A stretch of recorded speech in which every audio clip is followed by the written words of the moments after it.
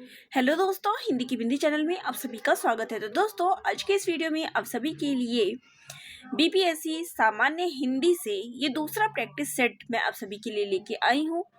और यहाँ मैंने अपने चैनल पे प्लेलिस्ट भी तैयार कर दी है, जिसमें आपको बीपीएससी सामान्य हिंदी या फिर बीपीएससी प्रैक्टिस सेट के नाम से प्लेलिस्ट मिल जाएगी। तो वहाँ जाके आप इन प्रैक्टिस सेट को आसानी से कर सकते हैं। तो ये मैं सामान्य हिंदी के ज़्यादा से ज़्यादा प्रैक्टिस सेट आपको परीक्षा से पहले करवा दूंगी, ताकि आपकी तैयारी जो है बेहतर हो सके। तो चलिए, प्रैक्टिस सेट 2 पे हम आ गए हैं। तो इसकी प्रश्न उत्तरों को हम देख लेते हैं कि किस प्रकार के प्रश्न जो है इसमें दिए गए हैं, ताकि जो परीक्षा आपकी नज़दीक आ गई है उसमें आप अधिक से अधिक प्रश्नों को कर सकें। नागरिक प्रचारिणी सभा के संस्थापकों में थे, तो इनके संस्थापकों में कौन थे?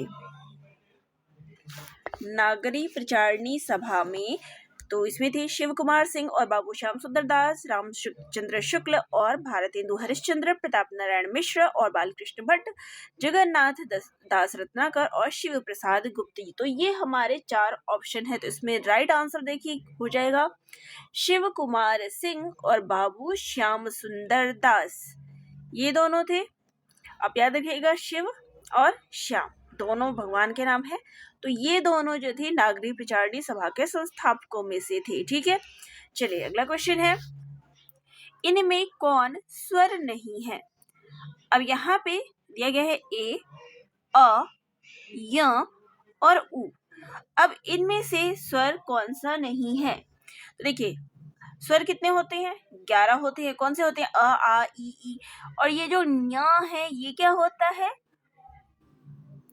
ये आपका व्यंजन में आता है, उत्क्षिप्त व्यंजन में। और ए, अ, उ, ये तीनों आपके क्या है? स्वर है। तो यहाँ पे राइट आंसर हो जाएगा ऑप्शन सी। नीचे दिए गए विकल्पों में से तत्सम शब्द का चयन कीजिए। अब यहाँ पर आपको कुछ शब्द दिए गए हैं, प्रहर, तागा, दोख, सरग।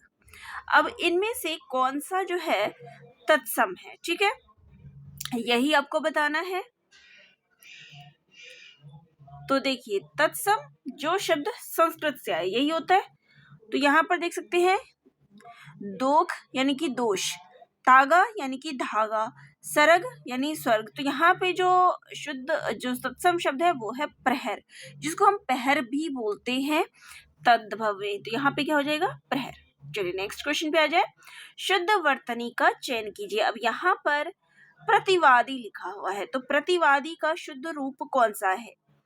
ये वाला, ये वाला, ये कौन सा शुद्ध रूप है? तो यहाँ पे राइट आंसर हो जाएगा ऑप्शन सी, प्रतिवादिता पे छोटी की मात्रा आएगी और वादी। ठीक है, नेक्स्ट है, इनमें से कौन सा शब्द कृदंत प्रत्यय से बना हुआ है? कृपालु, बिकाऊ, रंगीला या फिर दुधारू। तो यहाँ पे जो राइट आंसर हो जाएगा वो हो जाएगा बिकाऊ। ठीक है, यहाँ पे ऑप्शन बी जो है हमारा राइट आंसर हो जाएगा। अगला है, व्यंजन संधि का उदाहरण है उद्यत, दुरुपयोग, परमौषध या फिर तपोवन। तो यहाँ पर व्यंजन संधि का जो हमें उदाहरण देखने को मिलता है वो है ऑप्शन ए, उद्योत। ठीक है, बाकी ये सारे जो है स्वर संधि के उदाहरण हैं। ठीक है, उद्यत जो है वो व्यंजन संधि का उदाहरण है। चलिए नेक्स्ट क्वेश्चन पे आ जाए। तो हमारा नेक्स्ट क्वेश्चन है, चारपाई पर भाई साहब बैठे हैं।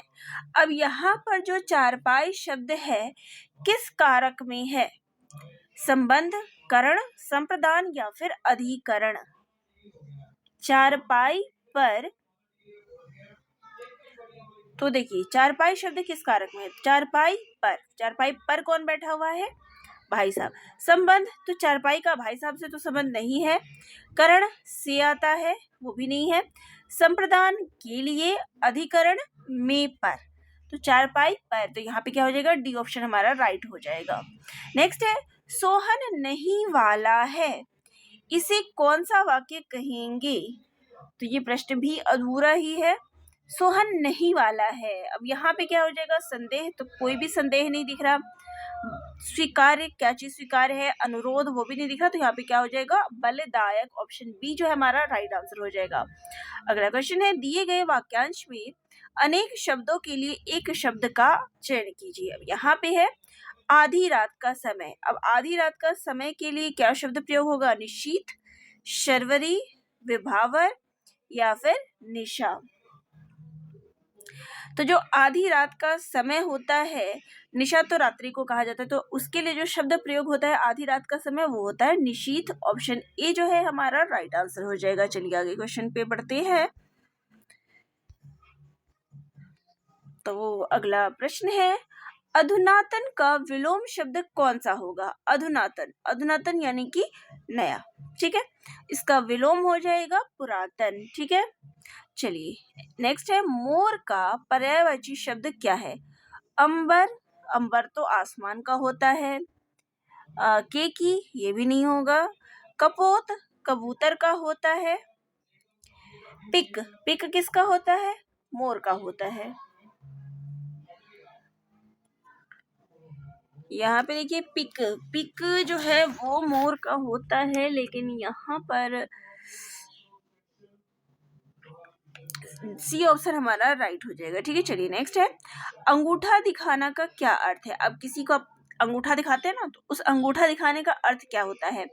आप अंगूठा क्यों दिखाते हैं? इनकार करने के लिए, प्रसन्नता प्रकट करने के लिए, नृत्य की एक मुद्रा या फिर मजाक उड़ाना।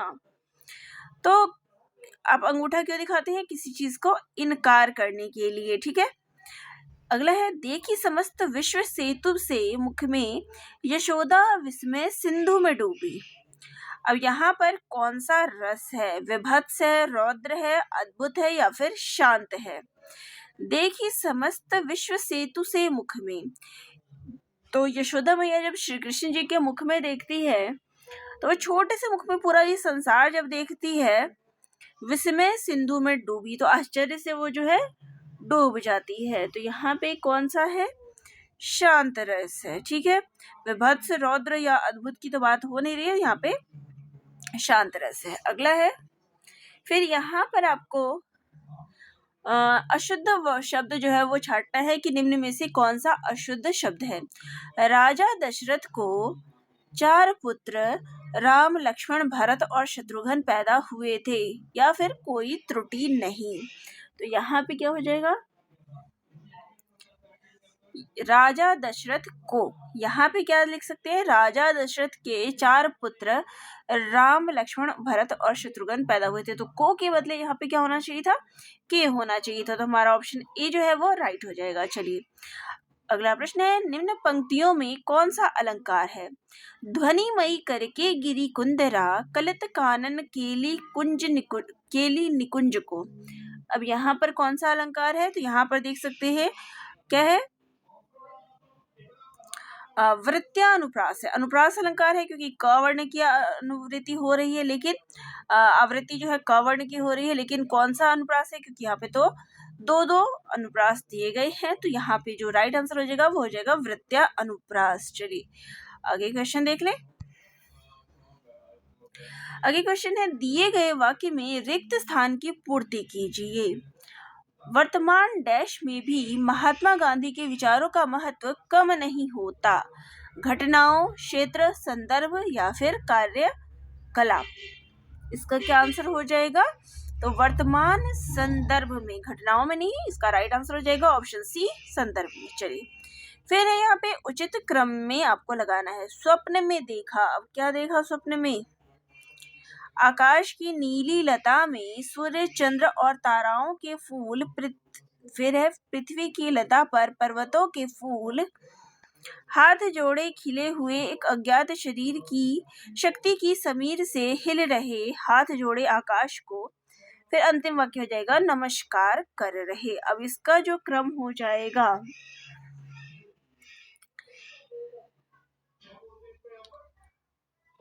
तो यहाँ पे देखिए स्वप्न में देखा, आकाश की नीली लता में सूर्य, चंद्र और ताराओं के फूल, ये हो जाएगा 1 नंबर पे। फिर हाथ जोड़े, ताराओं के फूल कैसे हैं? हाथ जोड़े खिले हुए एक अज्ञात शक्ति की समीर हिल रहे, फिर है पृथ्वी की लता पर पर्वतों के फूल, हाथ जोड़े आकाश को नमस्कार कर रहे। तो ये ऐसे जो है इसका क्रम हो जाएगा। चलिए नेक्स्ट क्वेश्चन पे आ जाए। तो हमारा नेक्स्ट क्वेश्चन हो जाएगा, अवनत शब्द में प्रयुक्त कौन सा उपसर्ग है?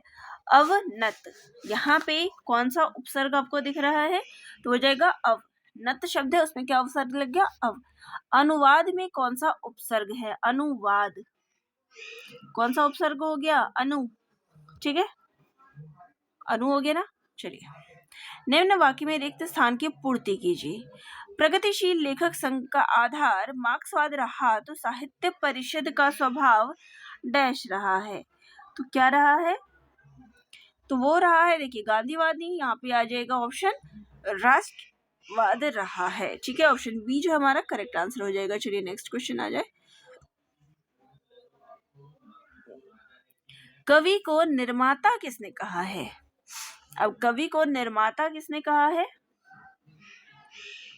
तो ये कहने वाले हैं अरस्तु। ठीक है, अनुकर्ता कहा है प्लेटो ने और निर्माता कहा है अरस्तु ने।